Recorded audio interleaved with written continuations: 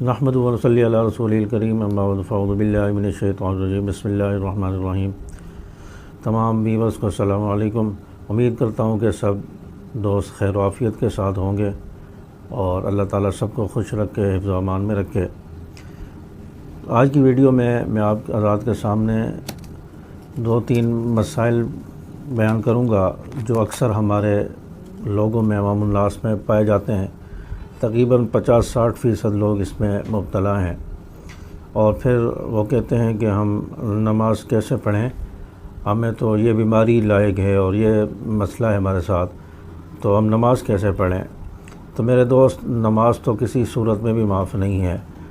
اگر کھڑے ہو کر نماز نہیں پڑھ سکتے تو حکم ہے کہ بیٹھ کر نماز پڑھو، بیٹھ کر نہیں پڑھ سکتے تو لیٹ کر نماز پڑھو، لیٹ کر بھی نہیں پڑھ سکتے تو پھر سیدھے لیٹ کر اشاروں کے ساتھ نماز پڑھو۔ لیکن اتنے بھی نہیں پڑھ سکتے تو پھر ان نمازوں کی قضا کرنی پڑے گی۔ تو نماز تو کسی صورت میں بھی معاف نہیں ہے۔ تو چھوٹے چھوٹے ہمارے کچھ مسائل ہوتے ہیں، ان کی وجہ سے ہم نماز چھوڑ دیتے ہیں۔ تو وہ مسائل، ایک تو اس میں معذور شخص تقریباً جس کا وضو نہیں ٹھہرتا، اور اسی طرح پیشاب کے قطرے کی بیماری بعض لوگوں کو ہوتی ہے، اسی طرح بعض خواتین کو، جو تقریباً 70% خواتین جو ہے لیکوریا کی بیماری میں مبتلا ہیں۔ تو یہ ایسی چیزیں ہیں کہ اس میں انسان کا پاک رہنا یہ بڑا مشکل ہو جاتا ہے۔ تو ان مسائل پر میں بات کروں گا کہ اگر یہ بیماریاں کسی کو لاحق ہوں تو اس کو نماز کیسے پڑھنی ہے، اس کا وضو کا کیا کرنا حکم ہوگا۔ تو معذور شخص جس کو پیشاب کے قطرے آتے ہیں، تو پیشاب کے قطرے اگر مسلسل آتے رہتے ہیں، کوئی وقفہ نہیں ہوتا، یا اتنا وقفہ بھی نہیں ملتا جس میں آپ 4 رکعت نماز پڑھ سکیں، مسلسل آتے رہتے ہیں، شدت کا مرض ہے، تو ایسی صورت میں جب آپ وضو کرنے لگیں نماز کے لیے، تو اس وقت جہاں آپ کو اندازہ ہو کہ شلوار کے، پتلون کے، پاجامے کے اس حصے میں پیشاب کے قطرے لگے ہوں گے، تو اس کو جو ہے وہاں سے دھو لیا جائے اور اس کے بعد وضو کر لیا جائے۔ تو اس سے آپ جو ہے نماز پڑھ سکتے ہیں، اور اس نماز کے دوران آپ کو قطرے آتے رہیں، آپ نماز پڑھتے رہیں، کیونکہ آپ کا مرض شدت کا ہے، اتنا بھی افاقہ نہیں ہو رہا کہ آپ 4 رکعت نماز پڑھ سکیں یا نماز مکمل پڑھ سکیں، اتنا بھی افاقہ نہیں ہو رہا۔ تو ایسی صورت میں آپ شروع میں بس وضو کرتے وقت پہلے آپ شلوار وغیرہ کو دھو لیں، اس کے بعد وضو کر لیں، اس کے بعد جتنے بھی آپ کو قطرے وغیرہ آ رہے ہیں تو وہ آتے رہیں، آپ نماز پڑھتے رہیں، اس سے آپ کی نماز ہو جائے گی۔ یہ معذور شخص کے بارے میں۔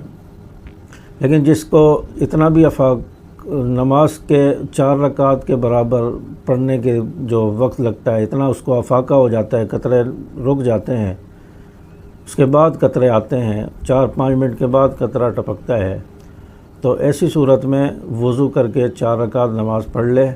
اس کے بعد جب قطرہ ٹپکے تو اس جگہ کو دھو کر دوبارہ وضو کر کے پھر نماز پڑھے۔ تو یہ اس شخص کے لیے جس کا تھوڑا وقت ہوتا ہے، یعنی قطرہ آنے میں 4-5 منٹ 10 منٹ کا وقفہ ہو جاتا ہے، اس شخص کے لیے کہ وہ ہر دفعہ وضو کر کے نماز پڑھے۔ لیکن جس کو وقفہ ہی نہیں ہوتا، ہر 2-3 منٹ کے بعد قطرہ آتا ہے، تو وہ اسی حالت میں نماز پڑھتا رہے۔ اور یہی حکم لیکوریا والی عورت کا بھی ہے کہ جس کو لیکوریا آتا ہے، وہ اگر شدت کا ہے، وقفہ نہیں ہوتا، تو وہ بھی نماز شروع کرنے سے پہلے اپنی شلوار وغیرہ کو دھو لے، استنجا کر کے پاک ہو جائے، وضو کر لے، اور اس کے بعد لیکوریا آتا رہے تو نماز پڑھتی رہے، کوئی اثر نہیں پڑے گا، نماز ہو جائے گی۔ لیکن اگر وقفے سے آتا ہے تو اس کا بھی یہی حکم ہے کہ وہ 4 رکعت پڑھ کر اگر پھر لیکوریا آ گیا ہے تو دوبارہ وضو کرے، دوبارہ اس طرح پھر نماز پڑھے۔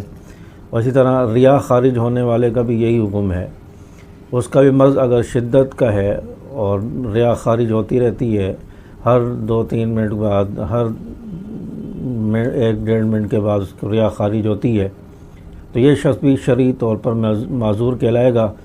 اور یہ شروع میں وضو کر لے اور نماز کا جتنا بھی وقت ہے، یعنی آپ نے ظہر کے لیے وضو کیا، ظہر کے وضو سے لے کر اور ظہر کا وقت ختم ہونے تک، عصر کا وقت شروع ہونے تک، اس دوران آپ اس وضو کے ساتھ جتنی بھی نماز نفل پڑھنا چاہیں پڑھ سکتے ہیں، اور آپ شرعی معذور ہیں تو آپ کا وضو جو ہے وہ رہے گا، آپ اس وضو کے ساتھ نفل سنتیں ظہر کی نماز یہ پڑھ سکتے ہیں۔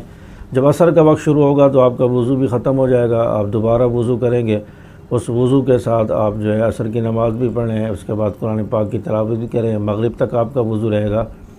تو یہ اس معذور شخص کے لیے جس کو ریا اتنی خارج ہوتی ہے کہ اس کا وقفہ ہی نہیں ہوتا اس کے لیے، لیکن اگر 2-4 منٹ کے وقفے کے ساتھ، 10 منٹ کے وقفے کے ساتھ ریا خارج ہوتی ہے تو پھر فرض پڑھنے کے بعد اگر ریا خارج ہو گئی تو پھر نیا وضو کر کے سنت نفل پڑھنے پڑیں گے، اور نیا وضو کر کے پھر قرآن پاک کی تلاوت کرنی پڑے گی۔ تو یہ مسئلہ میں سمجھتا ہوں کہ آپ کی سمجھ میں آ گیا ہوگا۔ تو یہ 3 مسائل ہیں۔ نماز کسی صورت بھی معاف نہیں ہے۔ آج لوگ عذر کر دیتے ہیں، بہانے کر دیتے ہیں، میرے کپڑے سب پاک نہیں ہیں، میں کپڑے میں پیشاب نکل گیا، یہ ہو گیا، وہ ہو گیا۔ تو یہ بہانے جو اللہ کے ہاں قابل قبول نہیں ہوں گے۔ اللہ کو سب پتہ ہے کہ کس کا پیشاب نکلا ہے، کس کا نہیں نکلا، کون بہانے بنا رہا ہے۔ اللہ تعالیٰ علیم بذات الصدور ہے، دلوں کے بھید جانتا ہے، دلوں کے راز جانتا ہے۔ تو اللہ کو تو کوئی انسان دھوکہ نہیں دے سکتا، لوگوں کو دھوکہ دے گا، لیکن انسان نے لوٹ کر اللہ کے پاس جانا ہے، تو کل قیامت کے دن کیا حساب دیں گے۔ تو اس لیے نماز کسی صورت معاف نہیں ہے۔ اگر اس قسم کی بیماریاں ہیں تو جو طریقہ میں نے بتایا اس طرح وہ نماز پڑھیں گے، اور اللہ تعالیٰ سے دعا بھی ہے کہ اللہ تعالیٰ تمام مسلمانوں کو اس بیماری سے محفوظ فرمائے، اللہ تعالیٰ ان بیماریوں سے افاقہ فرمائے اور صحت تندرستی عطا فرمائے۔ السلام علیکم ورحمۃ اللہ وبرکاتہ۔